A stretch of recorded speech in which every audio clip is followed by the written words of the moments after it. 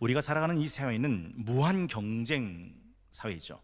그래서 피곤한 인생을 살아갑니다. 약육강식의 동물의 왕국처럼 강한 자는 살아남고 약한 자는 뒤처지고 도태된다고 몰아치는 세상이죠. 지난 11월 17일이 2023년 수능시험이 치러진 날입니다. 우리는 수능시험이라고 말하지만 학교는 아닙니다. 입시 전쟁이라고 부릅니다. 여러분, 그렇게 수능을 치러서 대학교 들어가면 이제 된 건가요? 아닙니다. 나오면 취업 전쟁을 해야 됩니다. 취업하면 다 됐나요? 아닙니다. 출근 전쟁, 진급 전쟁, 승진 전쟁, 결혼 전쟁, 집장만 전쟁, 눈치 전쟁이죠. 세상은 어떤 희생과 대가를 치르고서라도 이 생존 경쟁에서 살아남으라고 우리를 휘몰아쳐 버립니다. 그리고 우리는 사회가 그러니까 낙오되지 않고 뒤처지지 않고 도태되지 않기 위해서 남들보다 앞서가기 위해서 고군분투 치열하게 삶을 살아갑니다. 그렇게 살다 보면 남들보다 먼저, 남들보다 조금은 높은 자리에서, 남들보다는 안정된 자리에, 남들이 볼 때는 인정과 부러움의 자리에 살아갈 수도 있습니다. 저는 궁금합니다. 우리 성도님들은 지금까지 살아온 삶에 만족하시는지. 저는 궁금합니다. 이대로 쭉 살다가 내 인생의 끝을 만났을 때 돌아오며 보며 아 그래 나 괜찮게 살았어 진짜 후회하지 않으실 자신이 있으신지 저는 궁금합니다. 이렇게 살았던 사람이 있습니다. 솔로몬입니다. 이 일 저 일 큰 일을 벌였고 짐들을 졌고 포도원을 정원과 과수원을 만들고 온갖 나무를 심었습니다. 나무를 기르는 숲에 물을 대는 연못도 팠습니다. 그들이 거느렸던 종이 수십, 수백, 수천이고 많은 소떼, 양떼를 보유했습니다. 금, 은과 왕들의 보물과 여러 지방의 독특한 보물들을 가득가득 쌓아두었습니다. 처첩이 1000명이 넘었으니까요. 이렇게 이 땅에 살았던 어떤 사람보다 크고 화려한 인생을 살았습니다. 성경에 보면 내 눈이 원하는 건 금화본 적이 없고 내 마음이 기뻐하는 것은 사람 가져보지 않은 것이 없고 내 마음의 모든 것을 내가 다 누려보았다라고 말하죠. 그리고 전도서 2장 11절은 이렇게 딱 한마디를 남깁니다. 그 후에 내가 생각해 본즉 내 손으로 한 모든 일과 내가 수고한 모든 것이 다 헛되어 바람을 잡는 것이며 해 아래서 무익한 것이었다. 세상에 그 모든 게 다 바람을 잡는 것처럼 내 손에 남아있는 게 아무것도 없었더라라는 거죠. 일부 때 제가 그런 말씀 드렸어요. 주식 투자 귀재라 불리는 워렌 버핏이 있잖아요. 이 워렌 버핏과 저녁 식사 한 번 먹는 게 쉬운 일이 아니랍니다. 경매를 붙이면요, 오늘 저녁 6시 워렌 버핏과 저녁 식사하실 분 경매를 붙이면 어떤 사람은 1000만 원이요, 내가 1000만 원 내고 워렌 버핏과 식사하겠다는 거예요. 그러면 2000만 원이요, 3000만 원이요, 쭉쭉 올라갑니다. 1억이요, 5억이요, 10억이요. 그 워렌 버핏과 저녁 식사 한 번 하는데 10억을 주고 식사를 한 번 하는 겁니다. 왠지 아세요? 여러분, 열전도의 법칙 아시죠? 뜨거운 쇠와 차가운 쇠를 같이 두면 뜨거운 쇠의 열이 차가운 쇠의 열을 높입니다. 뜨거운 쇠는 차가운 쇠에게 열을 주면서 균형을 맞추려고 하죠. 워렌 버핏 같은 대가를 만나게 되면 그에게 받는 엄청난 통찰력, 인사이트가 있는 거죠. 그런데 얼마 전에 우리나라에 세계 최고의 재벌, 이건 재벌이라고 말할 수도 없죠. 빌 살만이라고 자산만 2800조를 갖고 있는 사람이 왔습니다. 이 사람 별명이 미스터 에블입니다. 무슨 뜻이에요? 모든 걸 할 수 있는 남자다라는 거죠. 20시간 머물었대요. 대한민국에 20시간 머물었는데 전용기만 16대가 떴답니다. 대한민국이 어디 가면 전용기가 몇 대 떠요? 한 대 떠요. 16대 전용기로 온 겁니다. 호텔 전체 객실 400개를 다 예약했습니다. 20시간 머무는데 자기가 쓰는 칫솔부터 개인용품이 이삿짐 센터처럼 왔답니다. 20시간 머물면서. 이 사람이 지금 하고 있는 계획이 뭐죠? 네옴시티라고 미래의 새로운 도시, 그 홍해와 접하고 있는 광해에 우리 서울보다 48배나 넓은 최첨단 미래형 도시를 설계하는 거죠. 이게 700조 드는 사업이랍니다. 그러니까 이 사람 만나려고 우리나라 거물급이 다 줄 서서 기다렸습니다. 여러분, 워렌 버핏도 좋고 빌 살만도 좋은데 진짜 살아가면서 만날 수 있는 최고의 주권자가 있다면 그분은 하나님이시죠. 역대상 29장 11절, 부와 기가 주께로 말미암고 또 주는 만유의 주제가 되사 손에 권세와 능력이 있사오니 모든 자를 크게 하심과 강하게 하심이 주의 손에 있나이다. 여러분 보세요. 하나님이 인생의 마지막 연말 초막절에 내 몸을 내게 보이라 하셨습니다. 여러분, 교회력으로 오늘이 연말 끝입니다. 목사님 다음 주가 있는데요. 다음 주는 새로운 연의 시작인 대림절입니다. 오늘이 하나님의 절기의 마지막 끝자락입니다. 그런데 여러분은 그 하나님의 끝자락에서 뭐 한 거죠? 발견되신 겁니다. 이게 얼마나 큰 축복이냐라는 거죠. 요즘 편의점보다 많은 곳이 커피숍입니다. 멋진 건물 들어선다면 다 커피숍이라고 합니다. 커피 한 잔에 4,000원, 5,000원, 6,000원, 8,000원까지 갑니다. 왜 현대인들은 커피숍을 찾을까요? 왜 현대인들은 그 맛도 없는 커피를 마실까요? 사실요, 한꺼풀만 살짝 벗겨보면 커피숍에 가고 싶은 게 아니에요. 커피를 마시고 싶은 게 아니에요. 복잡하고 힘든 세상을 지나가면서 그 잠깐의 한 잔의 여유, 그 숨 돌릴 그 틈, 그 여유를 마시고 싶은 거고 그 숨을 쉬고 싶어 한다라는 것이죠. 그런데 그 커피를 마시는 것보다 더 귀한 것이 있으니 그것이 내 영혼이 하나님의 말씀을 듣는 거예요. 이사야 55장 1절에서 3절, 오라 너희 모든 목마른 자들아 물로 나와 돈 없는 자도 오라 너희는 와서 사 먹되 돈 없이 값없이 와서 포도주와 젖을 사라. 너희가 어찌하여 양식이 아닌 걸 위해 은을 달아주며 배부르게 하지 못할 것을 위해 수고하느냐. 내게 듣고 들을지어다. 그러면 너희가 좋은 것을 먹을 것이며 너희 자신들이 기름진 것으로 즐거움을 얻으리라. 우리 3절 합독합니다. 시작. 너희는 귀를 기울이고 내게로 나와 들으라. 그리하면 너희 영혼이 살리라. 그러니 하나님의 말씀을 내가 내 영혼에게 줄 수 있다면 가장 귀한 걸 주는 것이다 라는 거죠. 예수님은 이렇게 말씀하셨어요. 공중 나는 새 봐, 들에 핀 백합화를 생각해 보라고 말씀하시죠. 여러분, 26절, 그 공중 나는 새는 어떤 새입니까? 심지도 않습니다. 거두지도 않아요. 창고에 모아들이지도 않습니다. 그런데 하늘 아버지께서 그 새를 기르십니다. 들에 핀 백합화는 어떤 백합화입니까? 들에 핀 백합화가 어떻게 자라는가 생각해 보라고. 28절입니다. 수고도 않잖아, 길쌈도 않는다. 그런데 29절에 그러나 내가 너에게 말하노니 솔로몬의 모든 영광으로도 입은 것이 이 꽃 하나만 갖지 못하였느니라. 오늘 있다 내일 아궁에 던져진 이 들풀도 하나님이 이렇게 입히시거든 하물며 너희일까 보냐 믿음이 적은 자들아. 여러분 한번 생각해 보세요. 어떻게 공중 나는 새가 이렇게 살 수 있을까요? 어떻게 들에 핀 백합화가 이렇게 피어날 수 있을까요? 놀라운 것은 그들에겐 걱정이 없어요. 그들은 근심하지 않아요. 불안도 염려도 초조도 하지 않습니다. 여러분, 그렇게 나는 새 보신 적 있습니까? 그렇게 피는 백합화 보신 적 있습니까? 아닙니다. 그런데 왜 하나님의 형상으로 지은 인간은 그 하나님을 아버지라고 부르면서 왜 불안할까요? 왜 근심할까요? 왜 염려할까요? 왜 초조해 할까요? 제가 그 고등학교 때인가 중학교 때군요. 라디오를 듣다가 이런 광고를 하나 들었는데 이 광고가 잊혀지지가 않아요. 소설 김삿갓이라는 소설을 광고하는 광고 커피였습니다. 이렇게 하더라고요. 100년도 못 살면서 1000년의 근심을 지고 가는 중생들아, 하하하하 김삿갓. 살아봐야 100년도 못 살아요. 그런데 근심 덩어리는 1000년의 근심을 지고 살아요. 솔직히 아침 먹으면서 늘 하는 말이 뭐죠? 맛있게 먹으면서 야 점심에 뭐 먹냐? 점심 드시면서 하는 말이 뭡니까? 야 오늘 저녁은 뭐 먹지? 쇠가 녹슬듯 인생이 염려로, 하나님이 주신 인생이 불행으로 망쳐져 가고 있다라는 거죠. 제가 어제 칼빈 기독교 강의 때 응답하라 1988 한 장면을 보여드렸어요. 내용은 이런 겁니다.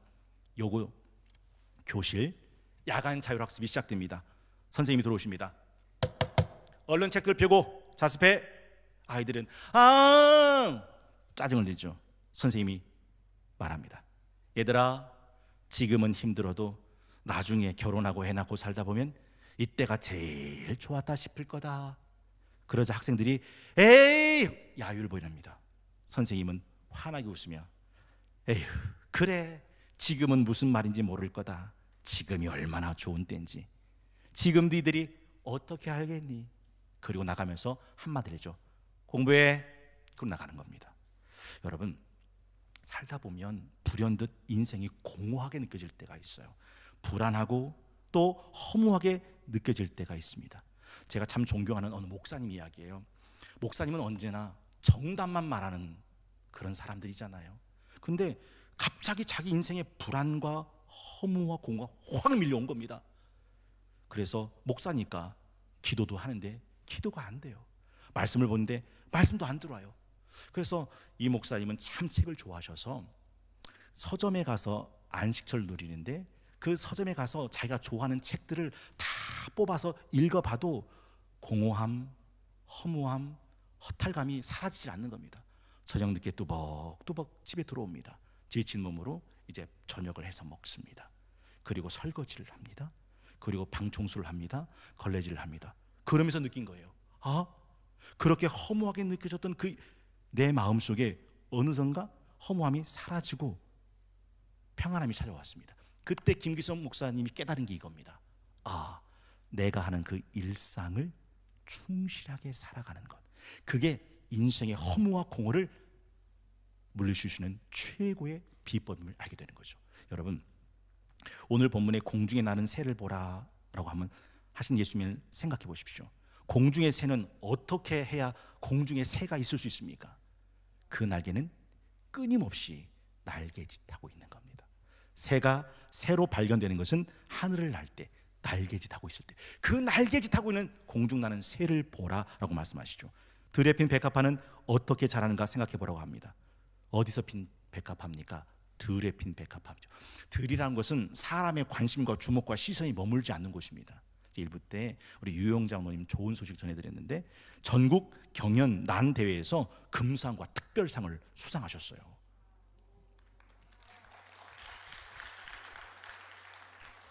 그래서 여쭤봤어요. 전국에서 몇 점이나 난이 왔냐 그랬더니 500점이 전시가 됐답니다. 그럼 500점을 이게 사람들이 그 500점 하나하나를 볼 거 아닙니까? 그냥 갖고 왔겠습니까? 난다 긴다는 난 갖고 왔겠습니까? 난다 긴다는 난 갖고 온 거죠. 그 중에서 특별상과 금상을 거머 주신 분이 있으니 청주 성동교회 유영 장로님이신 거죠. 근데 한번 생각해 보세요. 전시에 놓은 나는 사람들이 봐요. 와 멋있다. 와 멋진데. 그런데 들에 핀 백합화는 쳐다보지 않아요. 누가 들에 핀 백합화를 쳐다봅니까? 그런데 그 들에 핀 백합화가 사람들이 관심도 주목도 시선도 주지 않지만 하나님이 그 자리에 피어나게 하신 자리에서 백합은 꽃을 피우더라. 그 자리를 탓하지 않고 그 자리를 떠나지 않고 묵묵히 하나님이 심어놓은 그 자리에서 꽃을 핍니다. 오늘 추수강단에 올려진 과일, 열매, 채소, 쌀들을 보십시오. 농부가 심었던 그 자리에서 바람을 맞고 햇볕을 맞고 이슬을 맞고 무서리와 추위와 그 소나기를 견디어 떨어지지 않고 버티다가 결국 오늘 이 자리까지 올라오게 되었어요. 생각해보면 숙연해지는 거죠. 여러분 혹시 사탄, 마귀, 귀신의 존재가 어떤 존재인지 아세요? 원래부터 사탄이 있었던 게 아니에요. 원래부터 마귀, 귀신이 있었던 게 아닙니다. 원래는 하나님 만드신 천사들이었어요. 그런데 유다서 1장 6절에 보면 그 천사가 또 자기 지위를 지키지 아니하고 자기 처소를 떠난 천사들이라고 말합니다. 하나님이 주신 자리가 있거든요. 그 자리를 떠납니다. 그 자리를 지키지 않습니다. 그리고 사탄이 되고 마귀가 되고 귀신이 됐어요. 저는 바라고 원하고 기도하는 게 있어요. 하나님이 저와 여러분들에게 심어놓은 이 세상의 그 자리에서 잘 익어가시다가 마침내 하나님의 영광스러운 보좌에서 하나님의 귀한 열매로 발견되는 저와 여러분, 우리 성도교회 모든 성도님들의 영혼들이 되실 수 있기를 주의 이름으로 축원합니다. 하나님 보좌에서 발견되는 것, 이건 굉장한 축복이죠. 오늘 함께 부르고 싶은 찬양이 있습니다. 내 주의 은혜 강가로. 그 노래는 이렇게 시작합니다. 들에 핀 무명초도 열매를 맺고 꽃을 피우고 푸르러 땅과 더불어 하나님께 순응하건만 나는 향도 없는 내놓을 곳도 없는 빈손 빈몸입니다. 나는 진정 부끄러운 사람, 목마른 사람입니다. 난 늘 목이 말라 내 하나님의 강에서만 살기를 바라는 사람, 그 강물 속에 양식으로만 살 수 있는 사람입니다. 아, 내 하나님은 진리의 강, 거짓 없이 흐르는 풍요의 강, 잃어버린 나의 겸손을 비추는 거울의 강, 무뎌진 나의 사랑을 가르쳐주는 말씀의 강. 내 하나님은 끝도 없는 큰 강, 내 하나님은 하늘을 그림 그리는 구름의 강.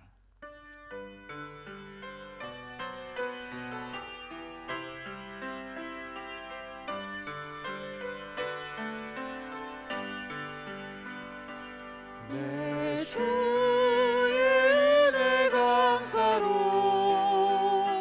저 십자가의 강가로 내 주의 사랑이 있는 곳 내 주의 강가로 내 주의 은혜 강가로 저 십자가의 강가로 내 주의 사랑이 있는 곳 내 주의 강가로 가란 나의 영혼을 생수로 가득 채우소서. 피곤한 내 영혼 위에 내 주의 은혜 강가로 저 십자가의 강가로 내 주의 사랑이 있는 곳 내 주의 강가로. 그러니 공중에 나는 새가 심지도 않고 거두지도 않고 창고에 모아들이지도 않지만 하늘 아버지께서 기르시니까, 들에 핀 백합화가 수고도 아니하고 길쌈도 아니하지만 하늘 아버지께서 이렇게 입히시니까, 그러니 너희가 세상 살아갈 때 뭐 먹을까 뭐 마실까 뭐 입을까 염려하지 말고 하나님의 나라와 그의 의를 구하며 살아라. 그러면 이 모든 것을 하나님이 너에게 더하신다라는 게 예수님의 말씀입니다. 여러분 궁금하지 않습니까? 하나님의 나라가 어떤 나라입니까? 하나님의 의가 어떤 의입니까? 오늘 주보에 보시면, 여러분 주보 갖고 계세요? 우리 성동교회 주보에 보면 하나님 나라에 대한 설명을 하고 있습니다. 6번이죠. 6번에 제가 질문을 읽으면 여러분은 답을 읽으시면 되겠습니다. 하나님 나라는 무엇입니까? 하나님의 나라는 하나님의 주권 주인 되심이 세워지고 하나님의 공의와 이대로 다스림으로 하나님의 말씀이 흥황하고 왕성하여 세력을 얻는 곳입니다. 여러분 생각해 보세요. 하나님의 공의가 있는 곳에 억울한 자가 있을까요? 거긴 하나님의 공의가 있는데 하나님의 공의가 있는 곳에는 억울한 자는 없습니다. 하나님 나라는 억울한 자가 없는 나라예요. 그러면 하나님의 인애, 사랑이 있는 곳엔 가난한 자가 있을까요? 하나님의 사랑이 있는 곳엔 가난한 자도 없습니다. 하나님의 나라는 가난한 자도 없는 나라죠. 오늘 본문을 보면 눈에 대한 이야기가 나오죠. 그 위쪽에 몇 절입니까? 22절. 눈은 몸의 등불이니 그러므로 내 눈이 성하면 온 몸이 밝을 것이다. 눈이 나쁘면 온 몸이 어두울 것이다 라는 말씀. 이렇게 살았던 사람 한 사람이 있습니다. 삭개오입니다. 그는 세리 관원이며 세리장이었습니다. 그리고 성경에 보면, 누가복음에 보면 이렇게 돼 있죠. 누가복음 19장 2절. 삭개오라 이름하는 자가 있으니 세리장이요 또한 부자라. 세리는 로마 정부 밑에서 이스라엘의 세금을 거둬서 로마 정부에 바치는 사람입니다. 그런데 총액만 지정해 줬기 때문에 그들에게 얼마를 거둘 수 있는 권한이 세리에게 있었습니다. 그러니 로마 정부가 100억을 걷어들이라 하면 세리장은 150억을 걷어들여서 100억은 납부하고 50억은 자기가 가질 수 있는 특권이 세리장에게 있었습니다. 그래서 부를 누렸던 겁니다. 근데 혹시 삭개오라는 이름의 뜻 알고 계세요? 순결한 자라는 뜻입니다.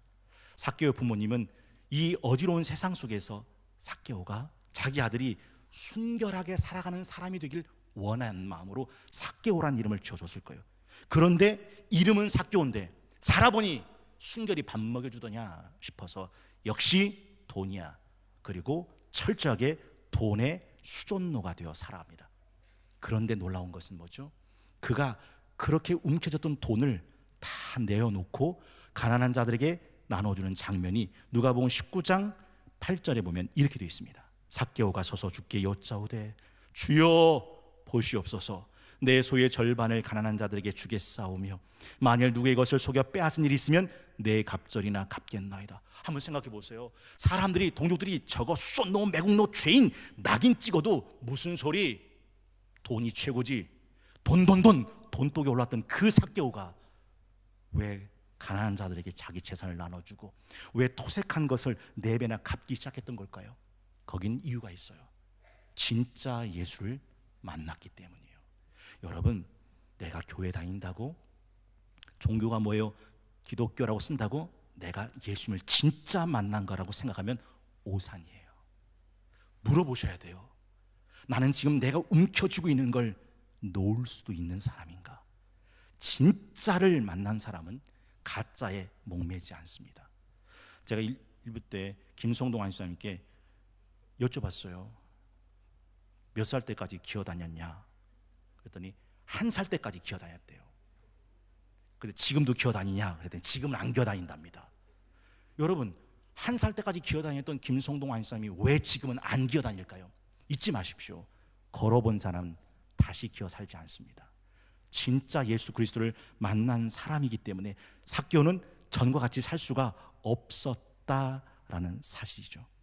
100도로 끌어본 사람은 다시 식어진 삶을 못 살아요. 어제 강단을 꾸미는 우리 권사님들이 계셔서 와, 너무 아름다워요. 어떻게 아름답습니까? 안 아름답습니까? 아름답죠.